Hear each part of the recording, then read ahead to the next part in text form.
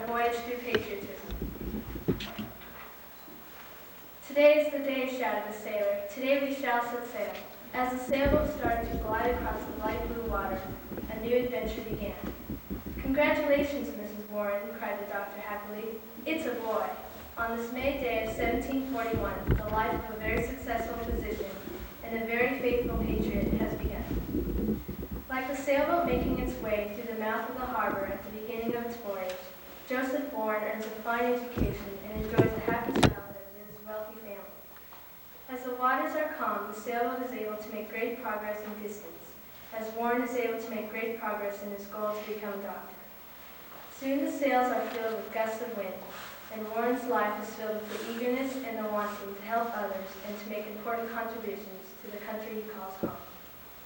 Joseph Warren was one of the many colonists who disliked the fact that England's Parliament governed the colonies. In 1765, King George III approved the Stamp Act.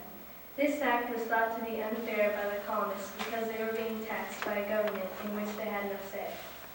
This approval was like a great wind which blew Warren into politics. He joined committees and gave speeches which made him well known as an orator. He joined the radicals, which led him to write newspaper articles, to arouse the people's emotions and convince them that England's Parliament did not have the power to tax them. This storm finally died down on March 18, 1766, when the Stamp Act was repealed. Like the strong mast on the sailboat, Warren's strength endured, and because of his strength, he became one of the radicals' major propagandists and chief policy planners. During a starboard attack, another storm arrived. Massachusetts Governor Francis Bernard, a disliked man, was attacked by Warren through letters in the Boston Gazette. After 3 years, Bernard was finally driven from the colony just before the summer of 1769. Little did Bernard know that it was Warren who destroyed his career as a royal governor. In 1768, sailors of the ship Liberty, when in Boston Harbor, illegally removed the wine cargo without paying taxes. A furious custom agent warned the British of this incident. This incident then led to the stationing of royal troops in Boston. These troops caused great trouble for the colonists. On March 5, 1770, a young patriot had been knocked down by a British sentry. This led to a fight between an angry mob and 8 redcoats. 3 men in the mob had been killed and 5 were wounded seriously. This incident was later to be known as the Boston Massacre. Warren knew that the soldiers' actions were wrong. He was later involved in the prosecution of Captain Preston and his men. After a few years in politics, Joseph Warren had gained some important political qualities. He had become a great speaker and writer, and had learned to be patient and wise with important decisions. Because of these attributes, he was often asked for advice and to be on important committees. Like the yardarm of a ship, with its flexibility in allowing the sails to catch every breath of wind, Warren demonstrates his flexibility in being able to participate in various committees. In 1772, the Boston Committee of Correspondence was established. Warren should be given great credit for his contributions to its development and in its success. He was chosen to answer letters to individual colonies, warning them to remain aware of their rights. England decided to tax the colonies again, but this time the tax was on tea. Tea was the biggest money-making product in the colonies. By taxing the tea, England would raise a great deal of money. This action would bring war even closer between the two countries. The colonists showed their anger towards the Parliament by forming a plan that took action on December 16, 1773. It was known as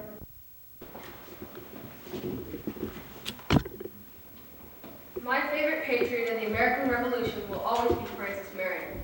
I was his black servant and best friend. He called me Oscar. We were always best friends, from his birth in 1732 until his death in 1795. We grew up together on his parents' plantation along the Santee River in South Carolina. We used to play and hunt together in the swampy areas around the plantation. Little did we know that this would provide us with invaluable experience for later years. Francis was a good man. I saw him do many things for his country. In 1761, the English governor hired him to help stop a Cherokee Indian raid. He served in the military during the Revolutionary War, and after that, in his state legislature.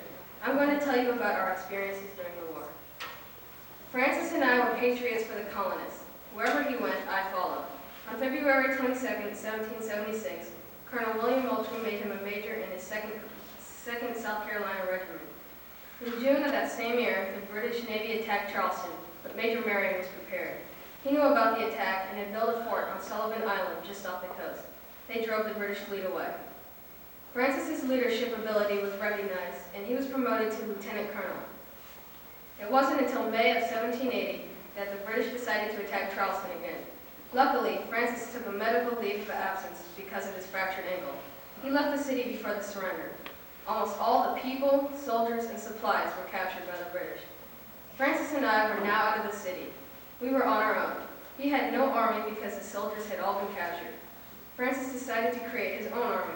He drafted any man who wanted to fight for the revolutionary cause. It turned out that these men were so loyal that they used their own guns, wanted no pay, and found their own food. The only uniform that they all had was a leather cap with the inscribed words, "Liberty or Death." Later on, this band of men became known as Marion's Brigade.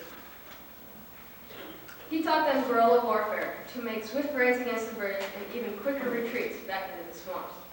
Francis and his men led many raids against the British. His brigade cut their communication, took their food and guns, and rescued American prisoners. Cornwallis, the British general, was harassed by this and ordered Tarleton, another British leader, to eliminate my master, Francis Marion, once and for all. Tarleton chased Marion for many, many hours through the swamps before he gave up. He said in great anger, "But as for this damn old fox, the devil himself could not catch him." This is how my friend got the nickname, the Swamp Fox. Marion made a camp deep in the swamps of the Petey River in South Carolina. It was called Snow Island and was protected by the trees, marshes, and swamps that surrounded it. We continued to pester the British with constant raids, making it more and more of a nightmare for them. They retaliated by finding and destroying Snow Island. The brigade was forced to go south. On April 23, 1781, Marion's brigade captured the British Fort Watson after besieging it for nearly a week. On May 12, 1781, Francis and the brigade used flaming arrows to burn the British Fort Mott. Later that evening, after our victory, we ate, drank, and made friends with the enemy. In the summer, Marion and the brigade joined General Nathaniel Greene. Greene received news that Washington's men were beating Cornwallis's men in the Virginia area. With the help of the French at sea and on land, Washington wanted to corner Cornwallis in Yorktown, Virginia, and end the war. Greene's orders from Washington were to attack the British in the south and to prevent them from going north to help Cornwallis. Greene followed orders. One of these important battles was at the British camp at Eutaw Springs, South Carolina, on September 8, 1781. I believe this to be Marion's greatest battle. Even though the Patriots didn't win, they weakened the British army and kept them from advancing north to help Cornwallis. The British and Cornwallis surrendered at Yorktown 6 weeks later on October 19, 1781. The war was officially over. However, fighting continued in Charleston until December 14, 1782, when British ships finally took their soldiers home. Later that day, we said our goodbyes to the men in the brigade. I was sad to see Francis crying as he shook their hands, but happy to know that Francis and I would be going home to Pond Bluff, a place we had purchased before the war. After the war, Francis continued to serve his country. He served in the South Carolina Senate for 4 terms. He commanded Fort Johnson for a while and was a delegate to the state's constitutional convention. He married his cousin, Mary Vidot, in 1786. Once in a while, we'd fish and hunt in the swamps like the old days. Sometimes we would have parties with old war buddies. Life was peaceful and happy now, except for the morning on February 27, 1795, when I found Francis dead. Tears filled my eyes. It was hard to say goodbye to my best friend and favorite patriot of the American Revolution, Francis Marion.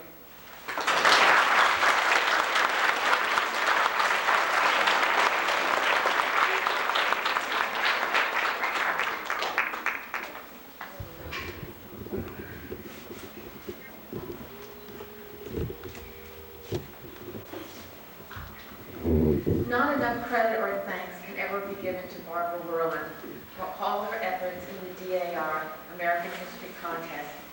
She's honored both St. Martin's School and the Beverly Hills chapter of the DAR, and has certainly produced more winners than any other teacher whose school enters this contest every year.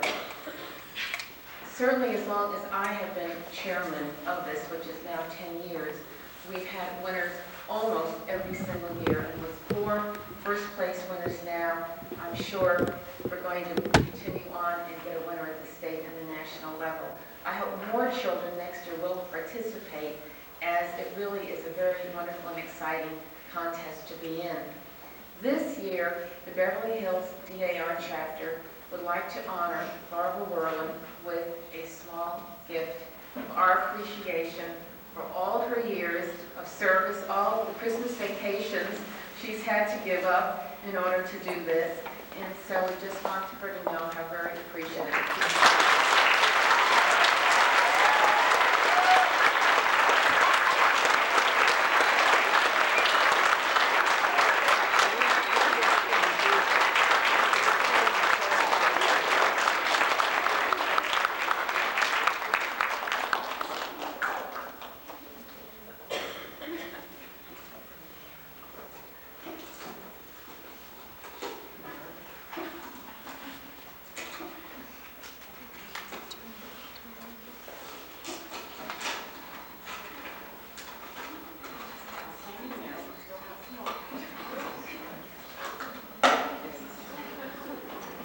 Whatever it is.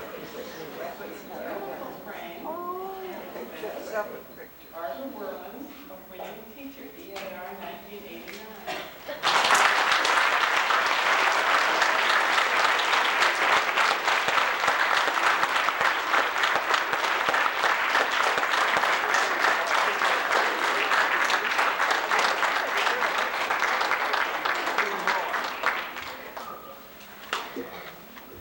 And now the program is over.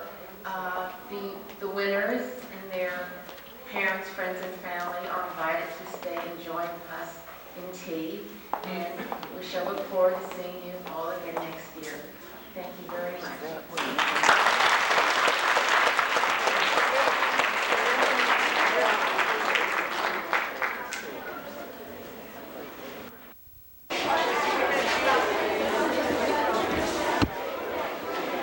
There it is, Brian Held winning BAR.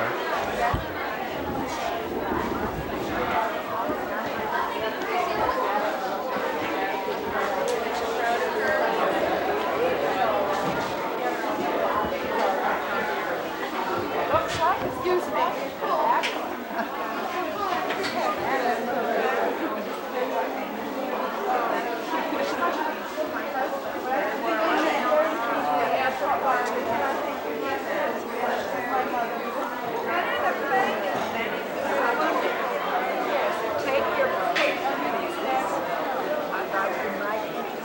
Brian is still.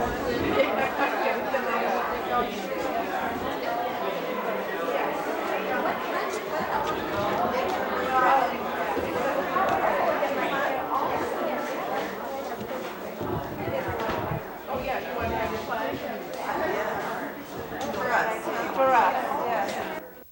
So what was your view of the DAR this year? Huh? It was fun. So, what is your favorite Patriot? The Swamp Fox?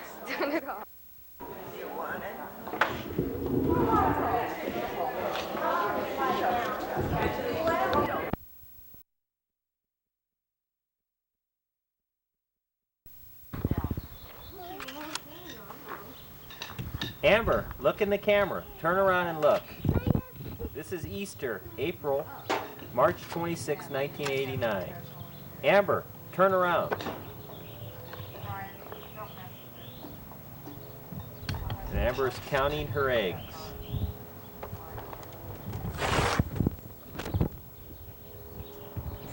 Oh, how many do you have, Amber? Bring the seat over here, please.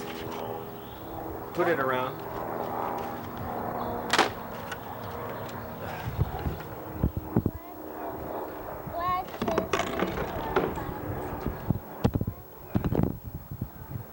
Amber, how many eggs do you have? 13. How many? 13. That's good. Glad you can count.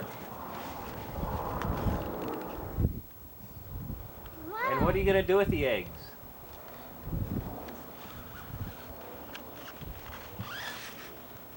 Kevin, come out here, please.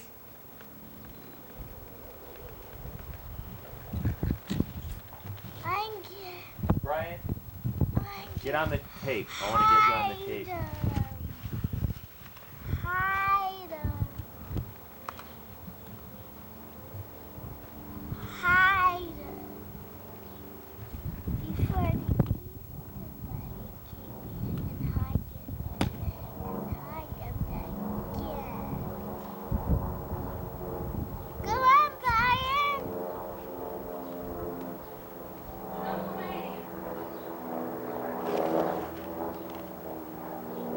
Amber. Weak. Okay, Brian, come in here in front of the tape. Don't go down that. You'll rip it apart. No, don't.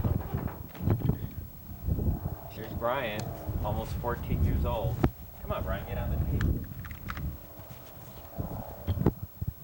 Hi, everybody.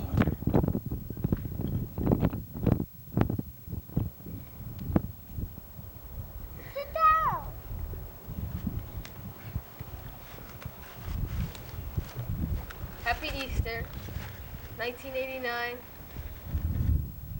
Hi, Daddy. Happy Easter Day. Happy Easter Day, Amber. Go get Kevin. Kevin! It's fun to grow up. Kevin, check out the jump! Come on, check this jump out. Where's Kevin, Debbie? Watch Brian. Good. You're gonna ruin his car.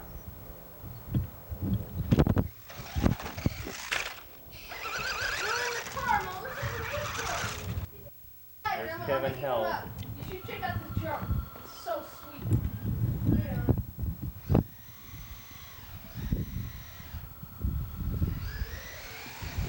Amber, do you like the car?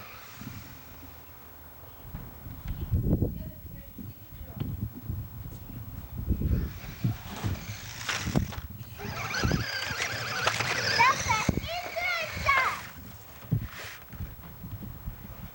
Hi, What did you get for Daddy. Easter, Amber? Hi, Daddy. What did you get for Easter? I got candy and Easter girl, an Easter bunny girl. But it was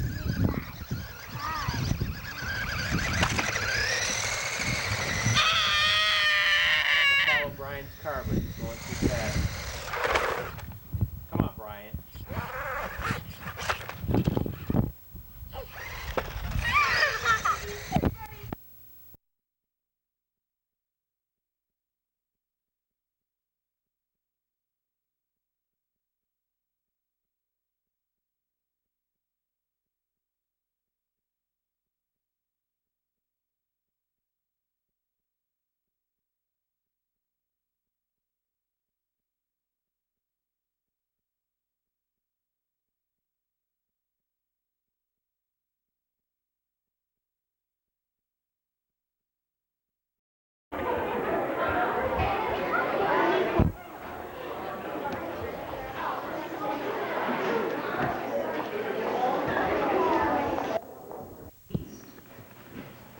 To welcome our friends again from the Beverly Hills chapter of the Daughters of the American Revolution.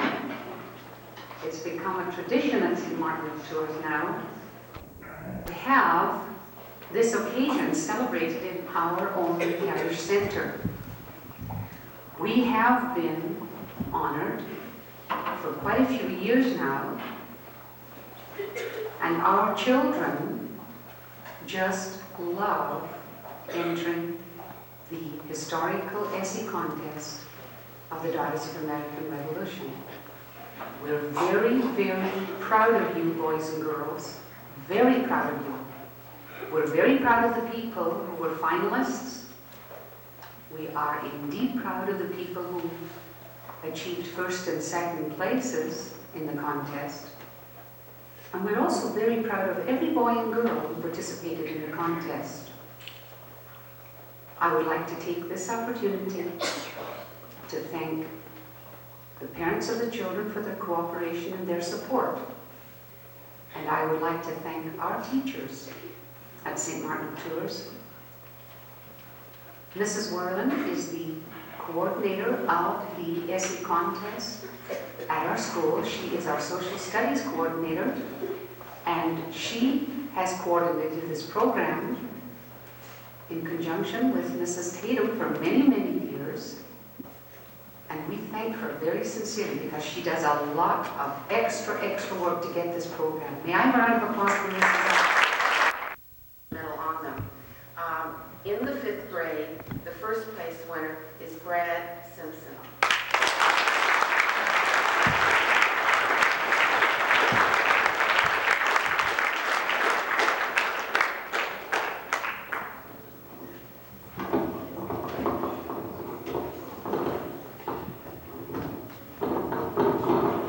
Maybe it doesn't work. Just take the black and slide it down.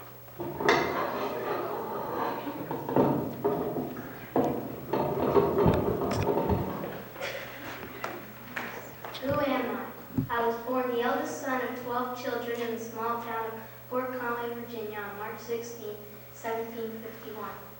My ancestors had settled in Virginia during the 1600s. We lived on a large tobacco plantation worked by many slaves.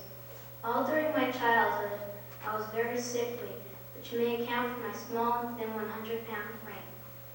Most of my early education was spent with private tutors, followed by public schooling.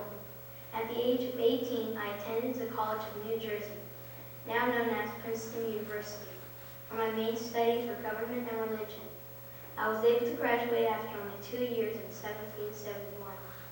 Soon after, my thoughts turned from a career in the ministry. I focused my attention on public service. Entering the world of politics, I was first elected to the Committee of Safety in Orange County, Virginia. Next, I helped draft the new Virginia Constitution and Virginia Declaration of Rights.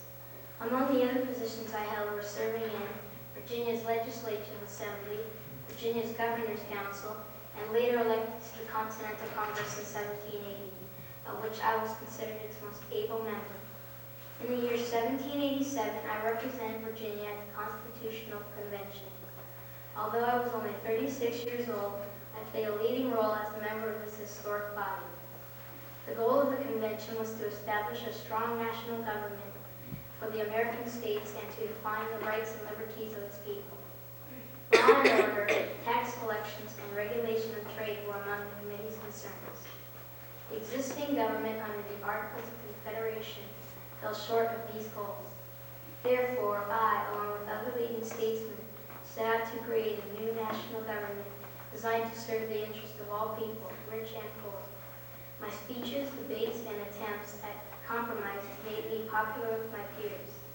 I was respected for my knowledge of the confederacies and the Articles of Confederation. I was responsible for 3 important writings: the Virginia Plan, the proposal for the thoroughly nationalistic frame of a government, and a 2-house legislature. The notes on the Federal Convention, which are the full records of the debates, and the Federalist Papers, a series of letters explaining the American constitutional system.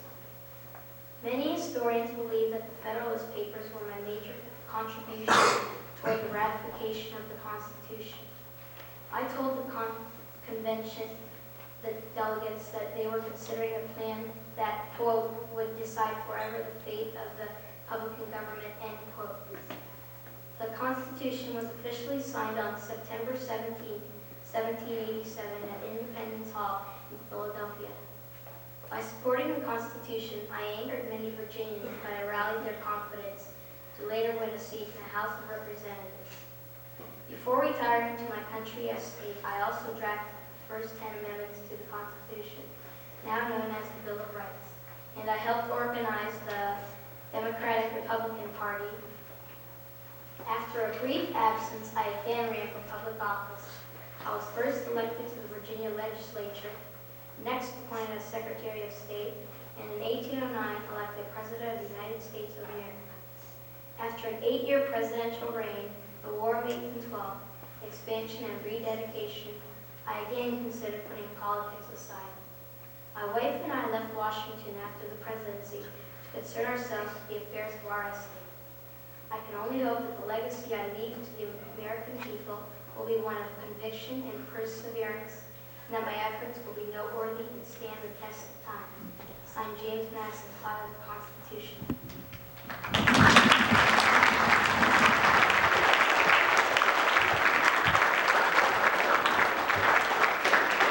Proud parent.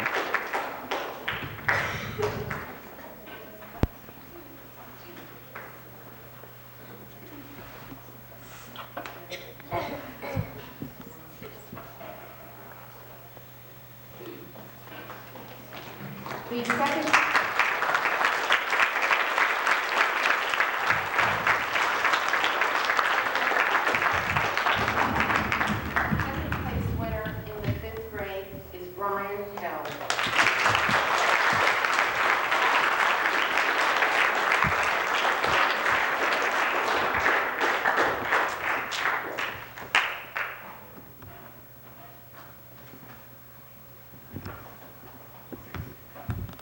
Benjamin Franklin, the Founding Father.